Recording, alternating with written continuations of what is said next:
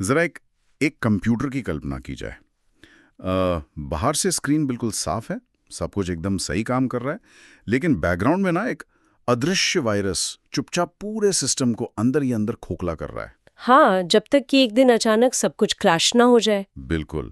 और गिल्ट या जिसे हम अपराध बोध कहते हैं ना, वो इंसान के दिमाग के लिए बिल्कुल उसी वायरस की तरह काम करता है।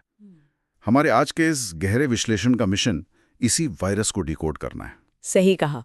और द मेंटल गैलोज के हमारे आज के जो नोट्स हैं, उसमें रास्कोल्निकोव का केस इसी साइकोलॉजिकल वायरस का सबसे क्लासिक उदाहरण है। वो क्राइम एंड पनिशमेंट वाला रास्कोल्निकोव ना? हाँ, वही।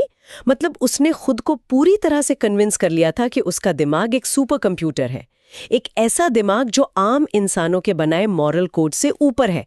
उसकी वो सुपरमैन या कह लीजिए नेपोलियन वाली थ्योरी का बेस ही यही था कि इतिहास के महान लोग समाज को आगे बढ़ाने के लिए अगर खून भी बहाते हैं तो उन्हें अपराधी नहीं कहा जा सकता। एग्जैक्टली। वो मानता था कि महान लोगों के लिए कानून तोड़ना जायज है।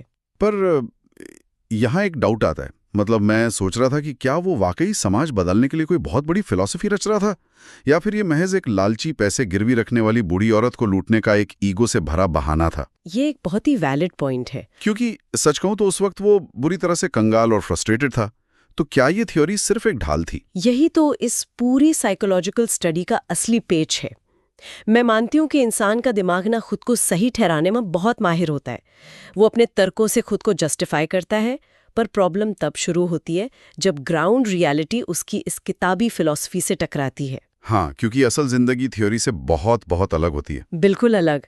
जब वो असल में मर्डर करने जाता है तो घबराहट में एक बिल्कुल मासूम इंसान की भी जान ले लेता है। उस बूढ़ी औरत की बहन की। बाप रे, मतलब वो पूरी तरह से अनप्लान्ड था।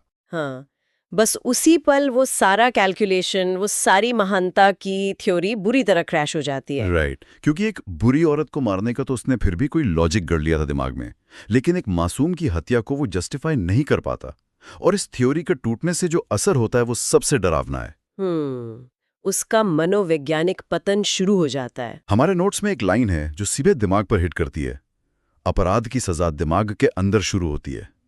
मतलब बाहर से वो नॉर्मल दिखने की कितनी भी कोशिश करे, लेकिन अंदर उसका सिस्टम फेल हो रहा है। और वो सिस्टम फेलियर दिखता कैसे है?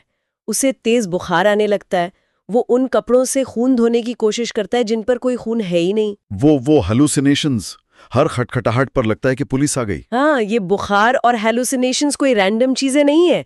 ये इस बात का सबूत है कि उसका अपना विवेक, उसका कॉन्शियंस ही उसकी सबसे बड़ी जेल बन चुका है। वो पुलिस से नहीं भाग रहा, वो खुद से भाग रहा है। और उसकी इस दिमागी हालत को एक जासूस बहुत अच्छी तरह समझ जाता है, डिटेक्टिव पोफरी पेट्रोविच।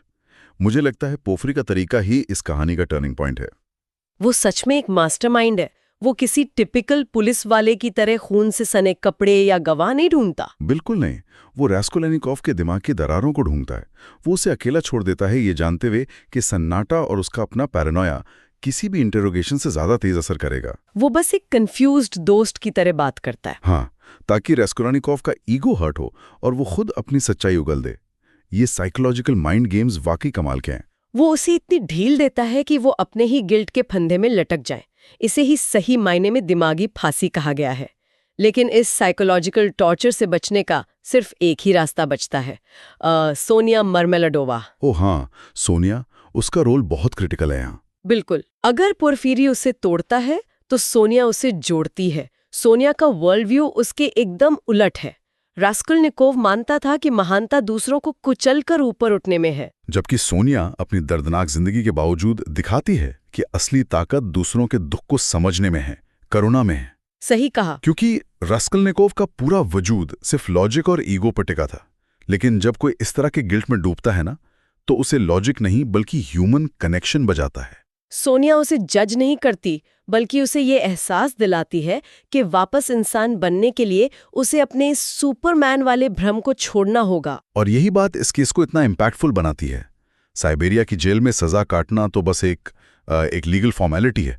उसका असली प्रायश्चित तब शुरू होता है जब वो सोनिया के साथ रहकर अपने गिल्ट को एक्सेप्ट करता है, जो ये साबित करता है कि कोई भी इंसान कितने भी स्मार्ट तर्क दे दे, वो अपनी ही अंतरात्मा की अदालत को कभी बेवकूफ नहीं बना सकता। तो हमारी चर्चा वापस उसी अदृश्य वायरस पर आती है और यहीं एक बहुत ही गहरा सवाल उठता है जिस पर हम सबको सोचना चाहिए।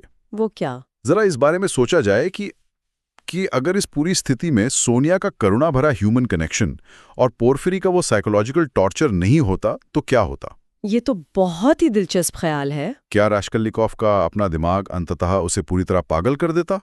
या फिर क्या इंसान का सिस्टम इतना अडेप्टेबल होता है कि वो उस गहरे अपराध बोध के वायरस को अपना हिस्सा बना लेता और हमेशा के लिए उसी के साथ जीना सीख जाता? ये एक ऐसा सवाल है जो काफी देर तक जहन में गूंजता रहता है।